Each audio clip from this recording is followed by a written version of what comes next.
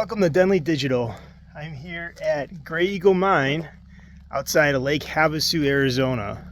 So I'll be checking out some trails here, taking Casey out on her first camping trip. Seems to be going well so far.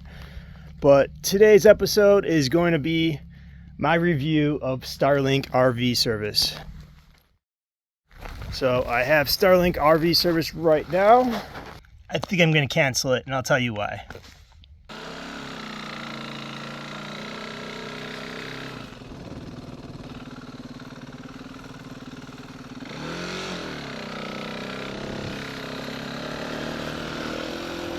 Okay, so first of all, Starlink, if you're not familiar with it,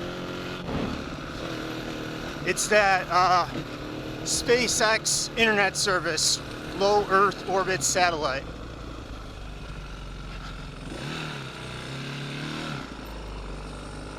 Man, what is this, a dead end? I guess I took a wrong turn.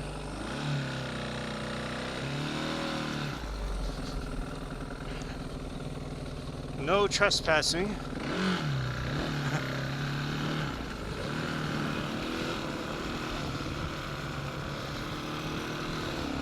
So the idea, it's kind of a game changer, because right now the only global internet service there is satellite. But the problem with satellite is there's so much latency because the satellites are so far away from Earth. So a low Earth orbit satellite addresses that concern. That looks like a pretty steep climb. Maybe I could go around.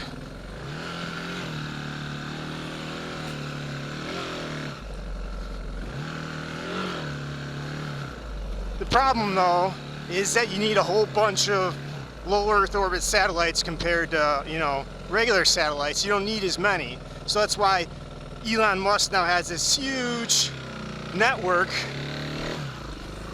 of low Earth orbit satellites to make up the Starlink system. So it's understandable that it'd be really expensive. Oh shit. This is gonna be tricky.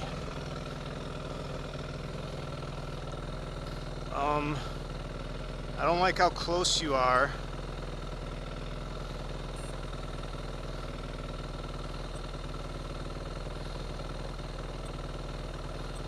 I don't want you to move in front of me.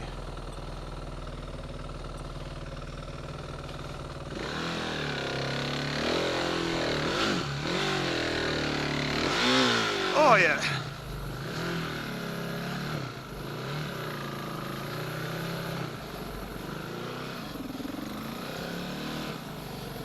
So now Starlink is offering service, but they have a limited infrastructure. So even though you can use it pretty much anywhere. God fucking damn it.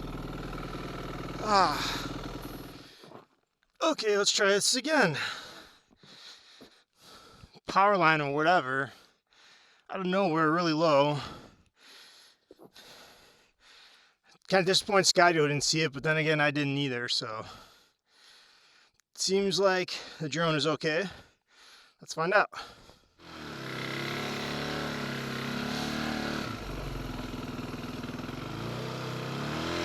Okay. Where was I?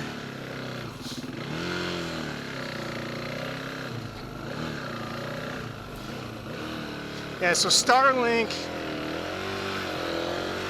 it could provide decent internet service pretty much anywhere in the world, but it is quite expensive.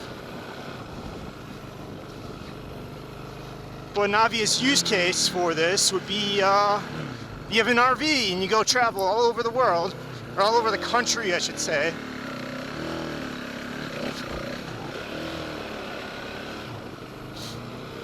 And you want to get decent internet anywhere you go.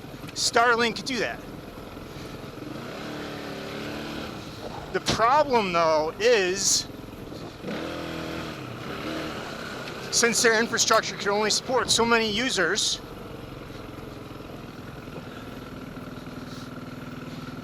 most of their areas that are more highly populated, they have an allotment of residential customers and they have a waiting list because they can't sign up any more customers for the residential service. But for the RV users, they could go anywhere they want. So it is possible for RV users to then use up all the bandwidth that's been allocated for those residential customers. So Starlink resolves this by giving residential customers priority. So as an RV user, if you're in an area where there's a waiting list for residential service, your service might not be very consistent. Like, it'll work great, you know, I'll be streaming some kind of HD Netflix or something like that, and then all of a sudden, the performance just drops flat on its face and it starts buffering and it can't stream anything.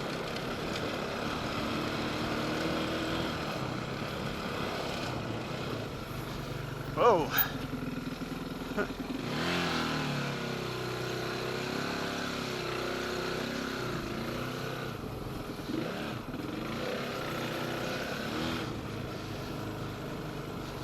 So when I signed up, I think it was $500 for all the hardware, which it's identical hardware for the residential customers. It's just that they got it like burned in with firmware that indicates your level of service and where you could use it.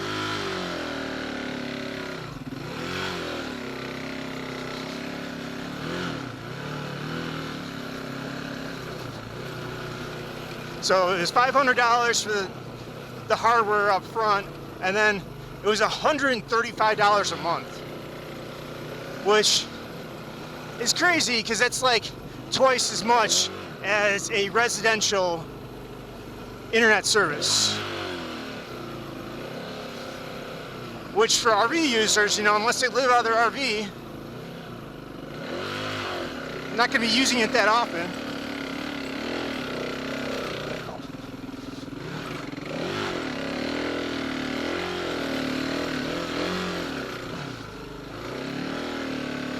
I'd only use it like once a month, so really it's probably kind of a waste of money for me. It's nice to have internet anywhere you go, but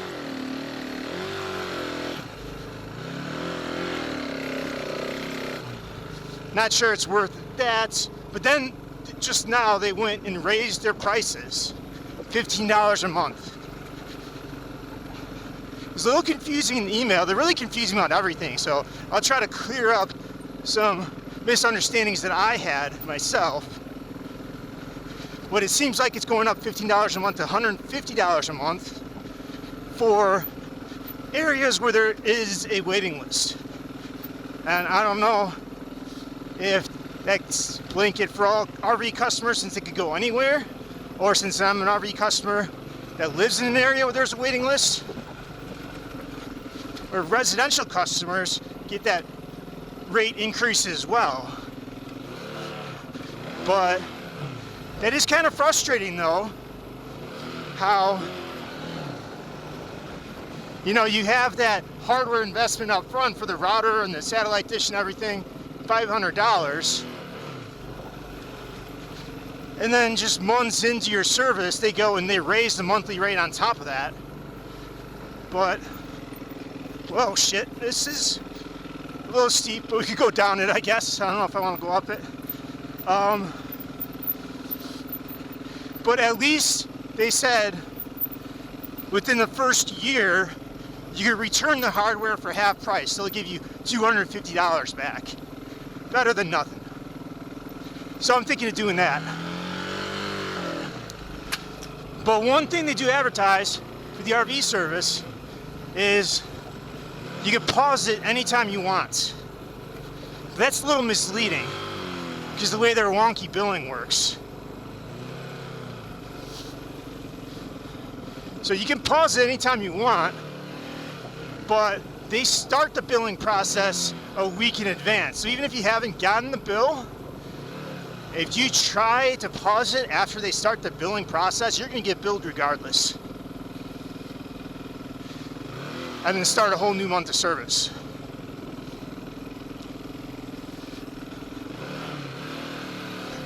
However,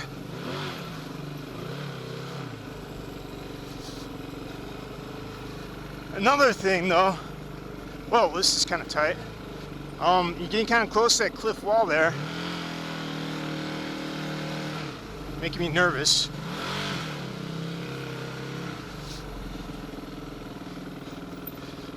But then because of this, it's a little confusing about billing cycles when you put it on pause, but it seems like even though you put it on pause, you keep the same billing date.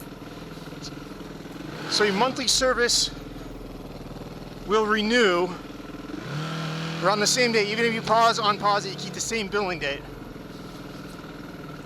And they do not, what is it called when they pay partially,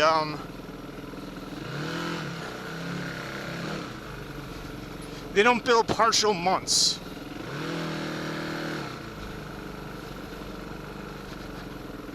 So you can't pause it or cancel it early. You're going to pay the rest of the month no matter what. Prorate. They don't prorate it.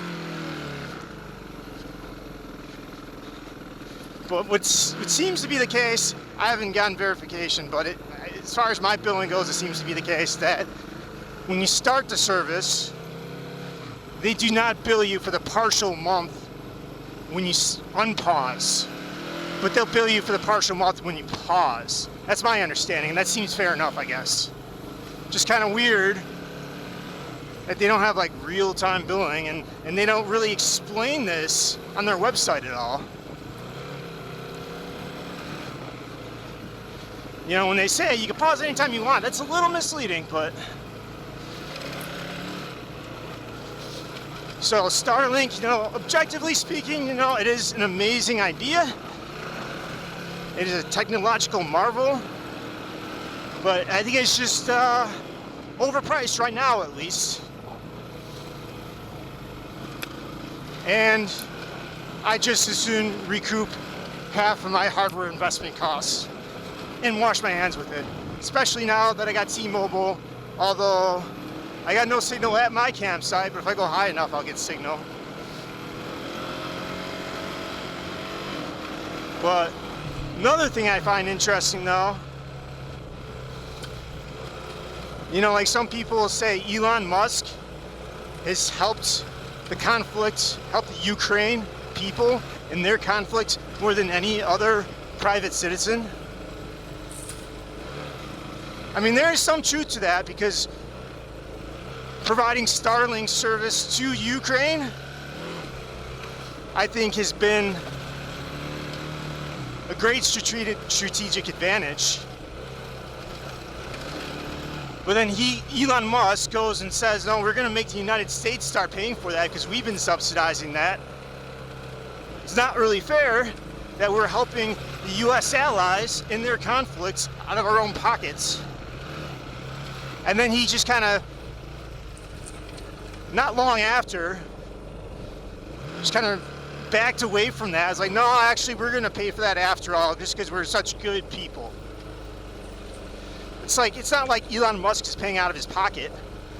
It's a business expense.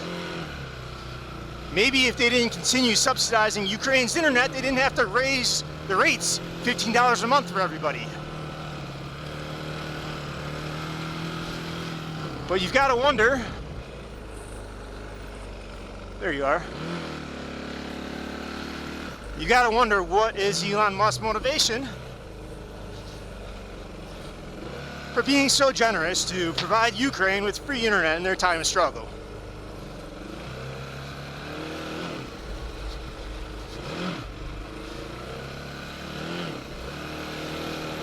I mean, when he is the creator of this technological marvel, this latest and greatest global communication system using his private space network, I'm sure the US government is offering him some kind of incentive, maybe some secret government contract or something, but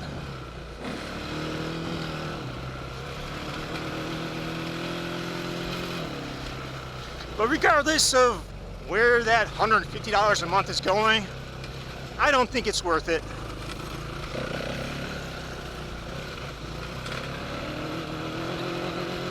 regardless of any conspiracy theories.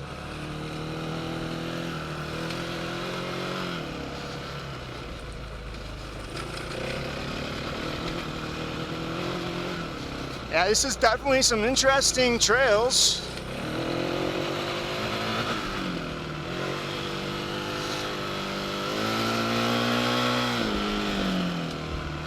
Bit challenging in parts. Good change of pace, but I could probably get lost in here all day, and that's probably what I'll do.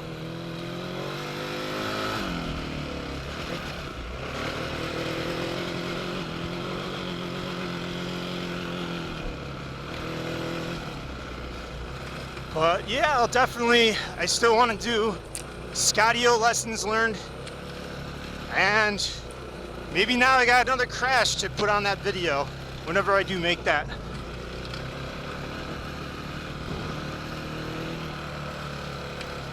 But I just got that notice of Starlink rates going up, so that was what was on my mind today.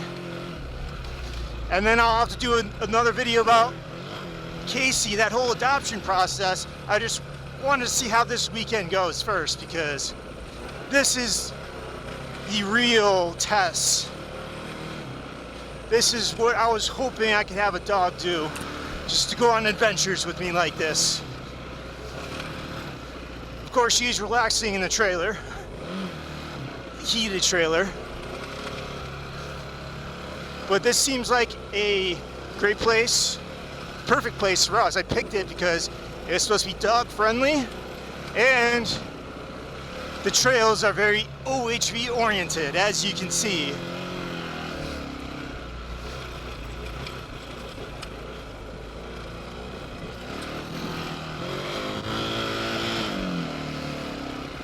But yeah, there's lots of abandoned mine shafts around here, but I see signs telling you to stay out, you know, poison, toxic gas and stuff. And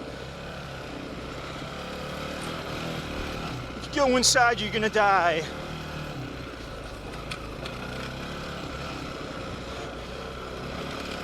And I just as soon not leave Casey out here all by herself.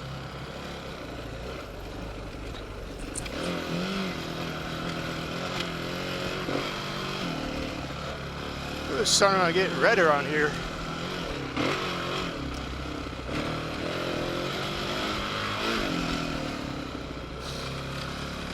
This is some really fun trails.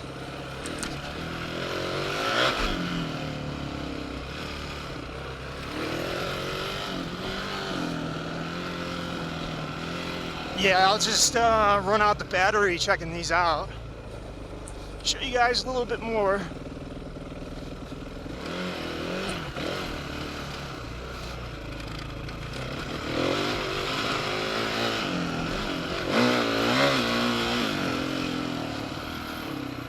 Well, getting a little bumpy.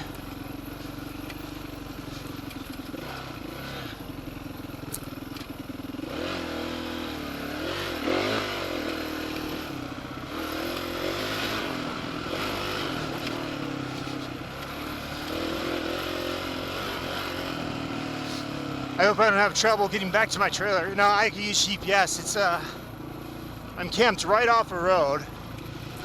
They call it a road, it's not paved. I was gonna try pulling in further, but I pretty much almost got stuck pulling the trailer on that road. Took a wrong turn, had to turn around and make a really tight turn, and I could not make it. I almost got stuck right there on the trail, on the road, in the middle of the road, across the road, when the sun was already going down. So as soon as I found a good camping spot, I just pulled off. Looks like a lot of people do target practice there. Casey and I found a few abandoned mine shafts, but they're all closed and sealed off. I could probably slip through if I wanted to, but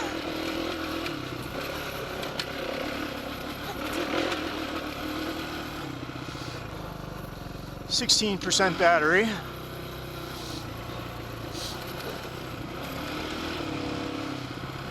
But my plan is I'll just be riding here today, and then I'm going to go to Chuckwalla Valley Raceway. Not to race, but just to spectate. Mostly just to see how Casey handles it. Because I don't want to show up there and go racing and then I'm out on track worrying if Casey's freaking out on the trailer. Or like if Casey isn't handling it well, you know, then I have to make a decision whether I... Oh, low battery. I don't want to make a decision about, you know, do I race or do I leave early because Casey's struggling. So I'll do a test run with Casey there. And if she can handle it okay, then the plan is to go back next month and race.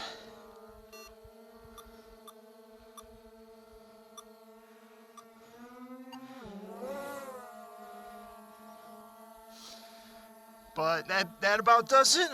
That's why I'm canceling Starlink. And these are some pretty cool trails I found outside Lake Havasu. I forget what it's called. I'll put the name in subtitles or something. I keep on spacing on that name. But thank you for watching. Remember to like and subscribe.